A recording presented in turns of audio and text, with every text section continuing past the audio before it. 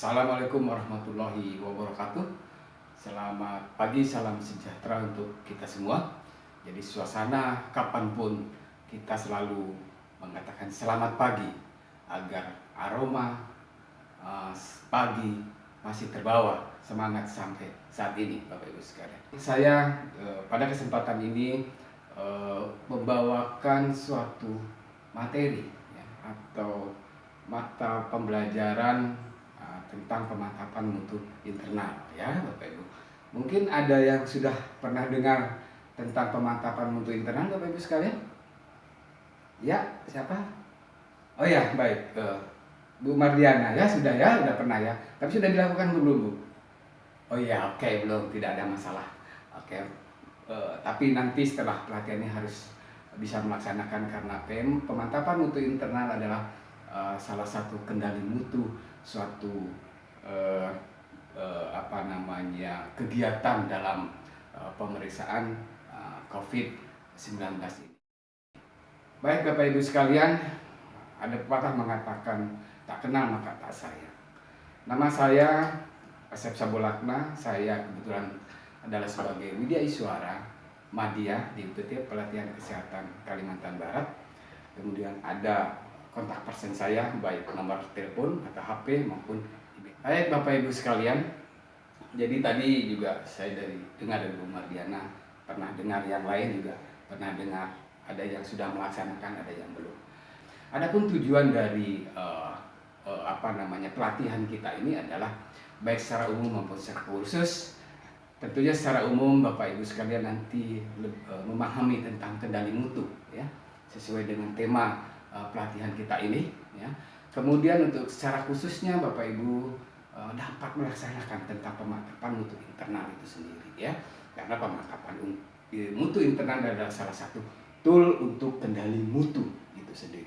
Baik Bapak Ibu, nah definisi daripada pemantapan mutu internal itu adalah pencegahan akan adanya kesalahan daripada kegiatan itu sendiri ya. Kemudian juga pengawasan ya.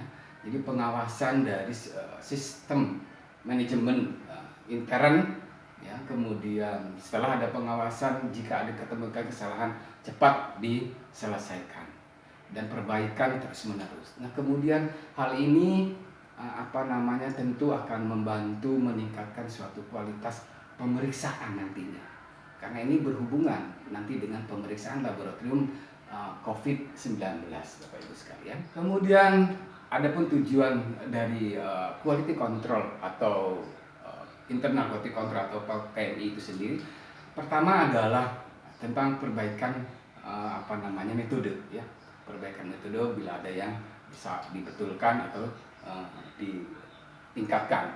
Kemudian kesiapan SDM dalam menanggapi suatu permasalahan di dalam suatu sistem. Kemudian dalam proses perjalanan dari awal sampai akhir tentu dijaga akan kualitasnya, sehingga jika ada menemukan sesuatu yang salah atau ada kejanggalan, secepatnya diperbaiki. Kemudian adanya deteksi penyimpangan ya dari semua proses tadi yang 3 tadi. Jika ada ditemukan deteksi penyimpangan, cepat-cepat juga dibetulkan dan dibenahi sehingga menjadi benar kembali sesuai dengan prosedur yang ada, sehingga kualitas dari suatu kegiatan yang kita lakukan dalam pemeriksaan COVID-19 itu ada jaminan ya, ada jaminan hasil yang baik atau yang bagus ya, dan itu tentunya akan memuaskan pelanggan atau pasien itu sendiri. Baik Bapak Ibu sekalian, dalam tahapan PMI itu sendiri ini ada beberapa tahapan yang harus dilalui. Yang pertama adalah pra-analitik, kemudian analitik, dan pasca analitik. Nah nanti di pra-analitik inilah yang banyak kita bahas untuk selanjutnya ya. Kalau saya bisa mengibaratkan dengan pepatah dulu ya, orang-orang tua kita dulu, karena nila setitik rusak susu belanga. Ini inti dari tahapan pra-analitik. karena kita harus melakukan dengan benar di pra-analitik ini. Karena kalau ini salah dalam perlakuannya, itu nanti akan berdampak kepada hasil selanjutnya seperti hasil laboratorium yang dikeluarkan. Jadi istilahnya tidak valid, itu yang tidak kita ingin. Jadi dengan waktu, biaya yang menyita banyak gitu ya, akhirnya sia-sia. Itulah pepatah yang bisa saya sampaikan untuk pra-analitik ini. Kemudian pra-analitik itu sendiri Bapak Ibu sekalian, mulai dari ya untuk kendali mutunya suatu sistem laboratorium khususnya, itu tentunya pada waktu pengambilan sampel, karena pengambilan sampel ini masuk di dalam tahapan pra-analitik ya, di dalam sistem manajemen mutu. Tentunya di persiapan bahan dan alat, kemudian juga APD yang akan dipakai, kemudian pendataan pasien, pengambilan swab, penanganan sampel itu sendiri atau spesimen, kemudian pengepakan dan transportasi atau pengiriman. Ya, ini pada tahapan pra-analitik. Kemudian untuk pasien yang tadi dalam kriteria, yang kita harus tahu kriterianya, itu kita lihat bahwa ternyata si pasien itu ini adalah sebagai suspek, kemudian probable, dan kemudian konfirmasi. Nah ya, jadi suspek itu diduga, probable itu suspek dengan adanya komorbid atau penyakit bawaan. Dan kalau konfirmasi dia memang positif. Dan hal ini dimasukkan di dalam form registrasi, dan form registrasi ini terkoneksi ke Kemenkes sehingga nanti terakumulasi menjadi data nasional. Kemudian di dalam pelaksanaannya jangan lupa adanya APD yang sudah pakai dengan sesuai gitu ya, dengan keperuntukannya, alat swab itu sendiri dan media transport. Kemudian setelah itu baru kita penanganan sampel. Nah, penanganan sampel ini itu harus disediakannya secara khusus ya. Dan kemudian juga pengepakannya itu memang sudah ada prosedur yang harus dilakukan, termasuk pengirimannya ya. Baik Bapak Ibu sekalian, kesalahan dari pra-analitik perlu diingat, pra-analitik ini adalah sebagai salah satu kendali mutu proses dari pemeriksaan COVID-19.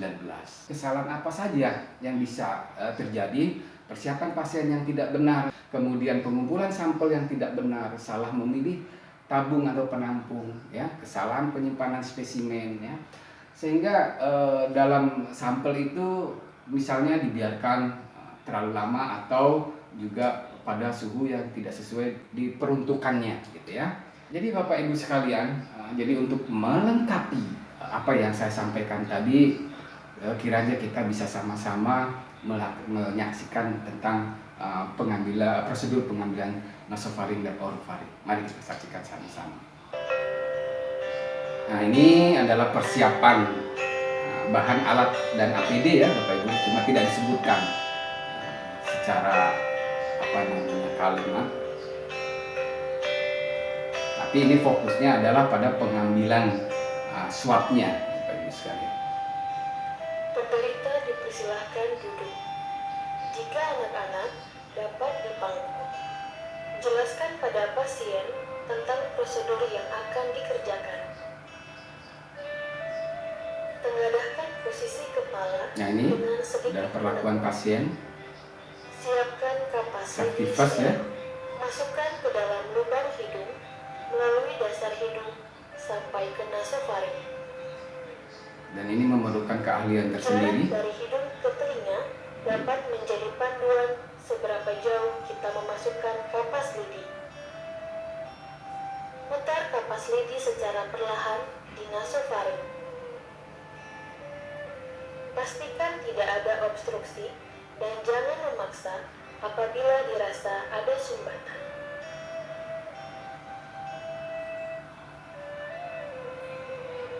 Masukkan kapas lidi ke dalam media transport dan berikan label nama.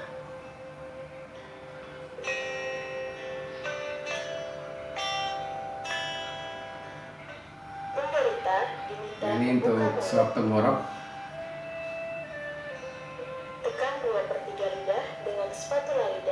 hingga dinding belakang faring dan tonsil dapat terlihat dengan jelas.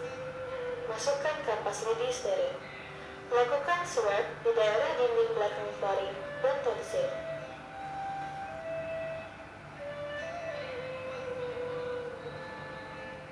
Masukkan kapas lidi steril. Lakukan swab di daerah dinding belakang faring dan tonsil. Tarik keluar dengan hati-hati tanpa menyentuh bagian mulut yang lain. Masukkan kapas lidi ke dalam media transport dan berikan label nama. Nah, baik Bapak Ibu, sampai sini ada disampaikan atau ditanyakan dulu. Baik, oh Pak Hendra, silakan Pak Hendra. Oh iya, jadi bisa dua-duanya Pak, bisa dari swab nasofaring atau orofaring, ya. Itu tergantung dari suatu kebijakan dan juga dokter ya yang biasanya yang menganukan disposisi begitu ya, dan itu dua-duanya bisa ya Bapak ya Pak Pak Hendra ya. Oke, terima kasih, apresiasi, tepuk tangan untuk Pak Hendra untuk pertanyaan. Oke, Bapak Ibu setelah melihat tadi kita udah agak lengkap, jadi sudah tahu nih mulai dari persiapan sampai nanti pengiriman atau transportasi, sehingga saya berikan contoh SOP yang sudah jadi. Bapak Ibu ada yang sudah punya SOP di instansinya? Oh banyak ya. Oh iya. Oke, jadi kalau Bapak Ibu atau mungkin bukan untuk ini ya, tapi kalau yang sudah ada syukur. Jadi nanti sebagai pembanding silahkan itu untuk sebagai pembanding, nanti ada kekurangan atau ada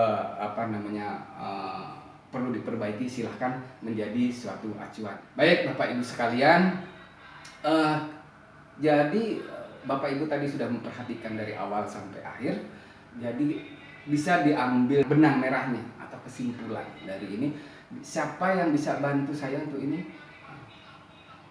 Oke Pak Joko, silahkan. Iya betul Pak.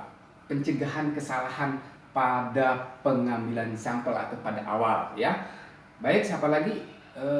Siapa lagi? Oh, Pak Hendra lagi. Oke, silakan Pak Hendra. Betul Pak, pengawasan dan perbaikan terus menerus pada sistem itu ya. Kemudian falsil valid. Betul Pak. Please tepuk tangan ya untuk Pak Hendra dan Pak Joko. Ya, terima kasih atas kesimpulannya. Jadi Bapak Ibu sekalian, dari 3 kesimpulan ini ya, jika itu bisa kita laksanakan, jadi kita memegang komitmen tentang mutu itu sendiri. Benar sejak awal, hasil tak terbantahkan atau validitas terjamin. Jadi itulah yang kita harapkan dari suatu kegiatan pemeriksaan COVID-19 Bapak Ibu sekalian. Tadi Pak Indra dan Pak Joko sudah bisa menyimpulkan atau kita simpulkan bersama tentang penetapan mutu internal ini. Saya ingin bertanya Bapak Ibu sekalian, kalau tahapan-tahapan tadi tentang pemantapan mutu internal itu apa saja, Bu, Bapak? Ya, Pak Jenny? Iya, betul. Pra-analitik, analitik, dan pasca-analitik. Betul, Bu. Terima kasih, Bu Astrid ya. Terima kasih. Baik, Bapak Ibu sekalian. Jadi luar biasa kelas ini. Luar biasa Bapak Ibu sekalian. Jadi sudah bisa menyimpulkan dan sudah mengetahui apa yang saya paparkan ya. Mudah-mudahan nanti bisa diterapkan di tempat Bapak Ibu sekalian. Jadi Bapak Ibu sekalian, karena waktu yang membatasi kita, jadi dengan ini dengan berat hati saya harus mengakhiri pertemuan ini. Jadi mudah-mudahan ini bermanfaat dan saya mohon maaf kalau ada kekurangan dalam saya penyampaian. Saya ucapkan terima kasih banyak gitu Bapak Ibu sekalian. Jadi tapi sebelum saya tutup, ada hal yang ingin saya bacakan untuk Bapak Ibu sekalian. Apapun yang kamu bisa lakukan atau kamu mimpi bisa lakukan, mulailah itu. Di dalam keberanian terdapat kejeniusan, kekuatan, dan keajaiban. Mulailah sekarang. Terima kasih Bapak Ibu sekalian. Sampai jumpa pada sesi berikutnya di pemantapan mutu eksternal Akhiri, wassalamualaikum warahmatullahi wabarakatuh. Selamat pagi, salam sejahtera untuk kita semua. Terima kasih, aplaus untuk kita semua. Terima kasih.